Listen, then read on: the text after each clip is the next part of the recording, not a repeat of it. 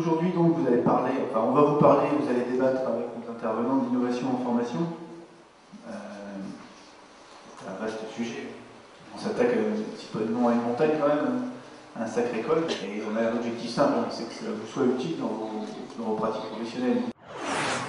Quand on regarde un petit peu les types d'innovation, les formes d'innovation dans le champ de la formation qui nous intéresse plus aujourd'hui, on a coutume, mais tout ça est à débattre, on va en débattre de la journée, à un petit peu typologiser ces innovations. On a effectivement des innovations plutôt à caractère technologique, c'est-à-dire qu'on utilise des outils technologiques au service de la diffusion et de la production des connaissances. Alors évidemment, le e-learning est une des illustrations, ce n'est pas la seule.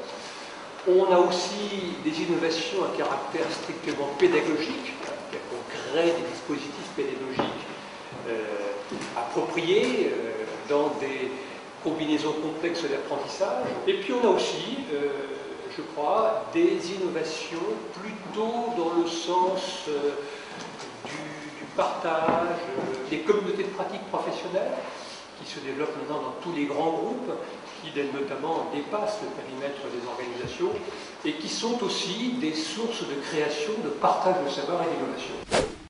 Je vais centrer mon propos sur un moyen en particulier qu'on a accompagné, qui est le portefeuille d'expériences et de compétences en formation. Un moyen de valoriser les apprentis et de développer un apprentissage réflexif. Alors le portefeuille d'expériences et de compétences, on a choisi de l'appeler volontairement expériences et compétences dans les CFA, a été mis en place par des équipes qui étaient volontaires, qui avaient un projet. Donc c'est elles qui ont vraiment monté de toutes pièces le contenu, qui l'ont intégré dans leur formation et qui l'ont porté pendant 1 ou 2 ans selon les formations sur lesquelles ils l'ont expérimenté. On a eu un apport méthodologique, de suivi, d'accompagnement, d'adaptation parce que certains étaient partis avec des ambitions un peu trop importantes au départ. Cela pour vous dire qu'on est parti de la reconnaissance et validation des acquis et des compétences, donc, de leur exploration, de leur évaluation, de leur validation, pour en venir à la formation et non pas l'inverse. Cette expérience a été rendue possible par quand même beaucoup de travail de la plateforme régionale qualité. Comment mieux exploiter ces retours d'expérience, comment rendre l'apprenti plus réflexif sur comment il fait ce qu'il fait, qu'est-ce que ça produit et qu'est-ce qu'il lui reste à apprendre.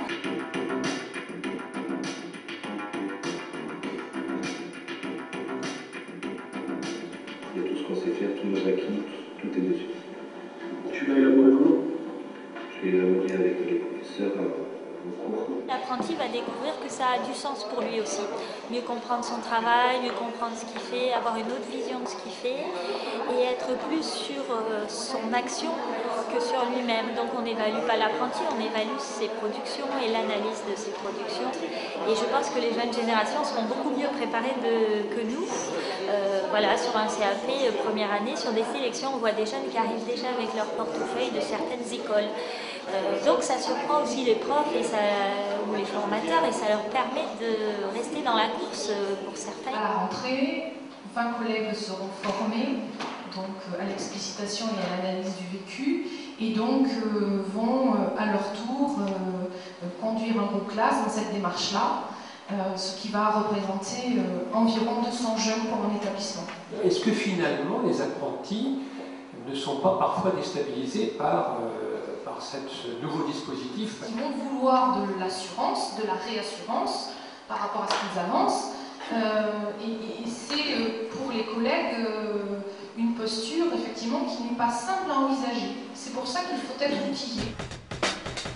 Je voudrais surtout poser des questions sur les effets induits. Et moi, les 2 phrases que j'ai le plus souvent entendues, c'est « ils m'ont étonné, je suis surpris ». Ils sont souvent fiers de le présenter. Dans certains cas, ça a permis des embauches. Comment capitaliser tout ça? Il y a beaucoup d'expériences et moi je souhaiterais vraiment que comment vous êtes posé la question de vous rapprocher. Il faut quand même réfléchir à qui va nous réunir autour d'une table. Tous les interlocuteurs de la formation et de l'emploi qui sont en charge de ces questions et ça peut être aussi les partenaires sociaux en région. La formation, c'est sur un support Et l'information est donc forcément explicite et externe au cerveau.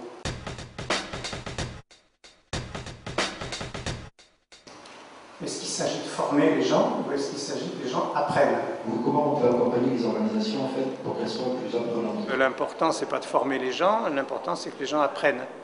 La formation devenant un moment de ce cycle, de cette problématique de l'apprentissage, et un moment qu'il faut absolument mettre en cohérence avec les autres moments. Gérer un projet aujourd'hui, c'est extrêmement compliqué, dans l'incertitude, dans les environnements extrêmement mouvants, en croisant des disciplines très différentes les unes des autres. Cette dame aussi qui a parlé des empilements, voilà, de dispositifs contradictoires parfois qui mettaient les personnes qui étaient chargées de les mettre en application, qui mettaient ces personnes en difficulté.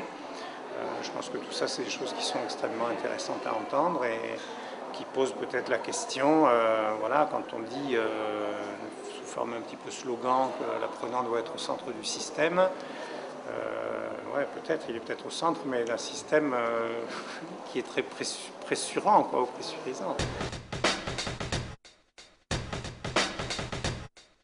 Dans un premier temps, j'avais envie de voir avec vous pourquoi il est décisif d'innover en formation d'un point de vue européen.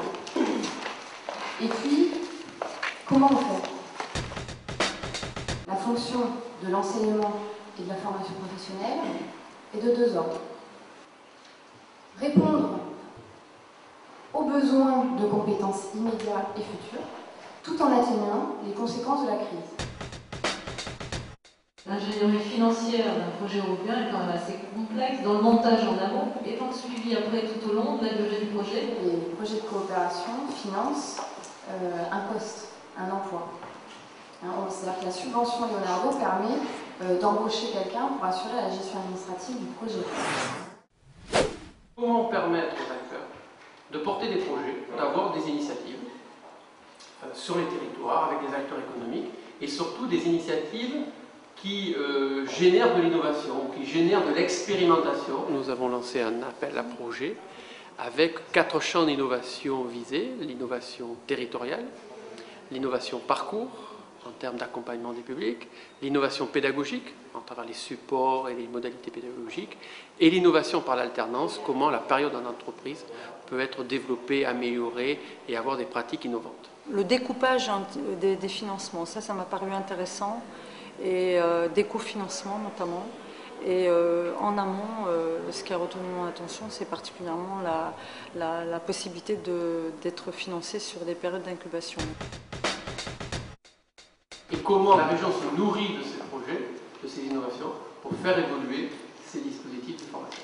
On voit une nouvelle ère de changement apparaître, c'est-à-dire qu'on va permettre à travers des financements, des mesures, la possibilité de non seulement individualiser les parcours, les renforcer, mais en plus permettre aux personnes vraiment de capitaliser leurs moyens.